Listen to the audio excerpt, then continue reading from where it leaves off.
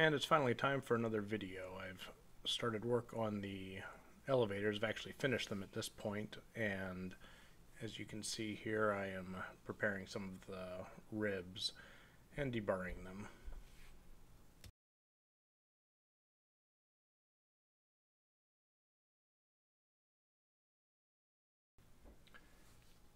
In this step, you can see that I am assembling the wingtip rib assemblies, and I actually had quite a lot of trouble with this, getting everything to fit. I felt like I was really fighting with it to get everything put together appropriately.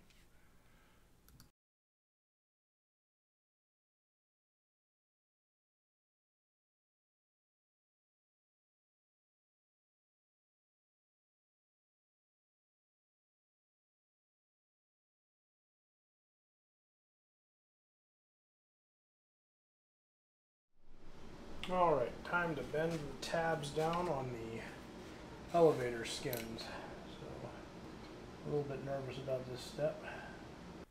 So I wasn't sure how nervous I should be about this step until I read some things on the forum about how easy it is to crack the skins, but ultimately all of the elevator skins and the trim tab skins folded down really nicely, and I got very nice tabs without using any riblets.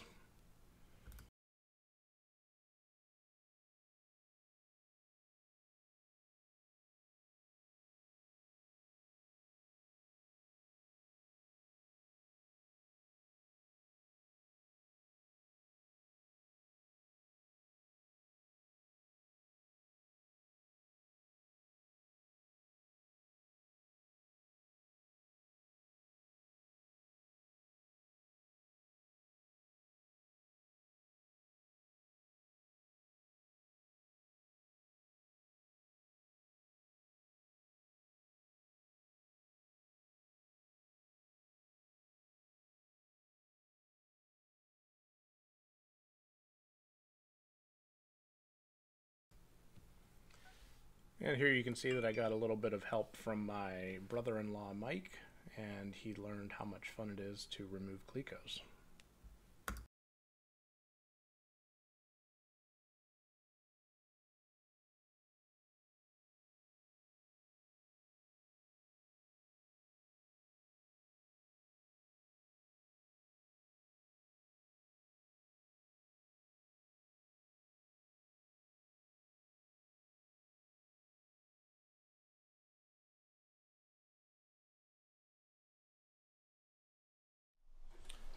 More deburring fun with Benjamin.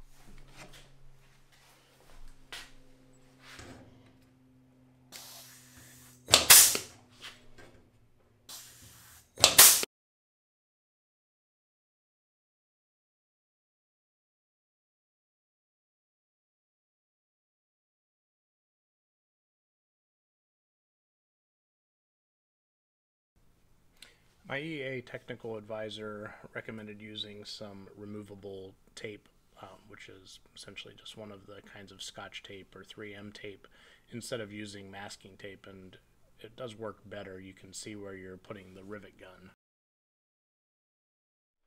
So this is what happens when you don't read the instructions carefully enough. You end up putting in a few dozen rivets that don't need to be placed yet, and then you get to drill them out.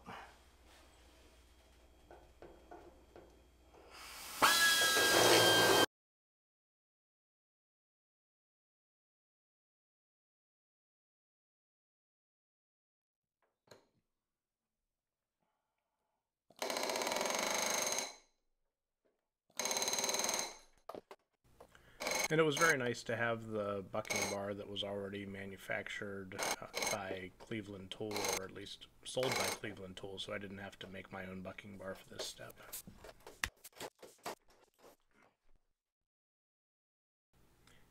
And in this step, I'm putting in some of the blind rivets into the ribs that are down low, and the instructions talk about making a spacer to make it easier to do this.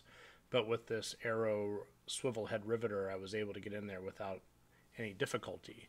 Unfortunately, right after this, my Arrow swivel head riveter broke and the threads were all stripped, and I ended up getting a DeWalt one instead.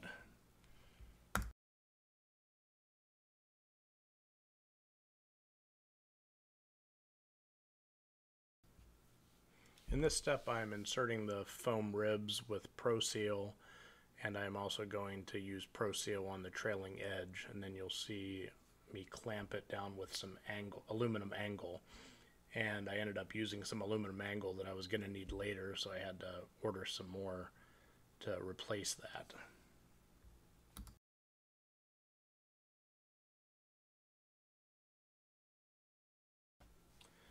So far I've done the rudder using the double-sided tape method, and I've used the Pro Seal for these edges, and I definitely prefer the double-sided tape method.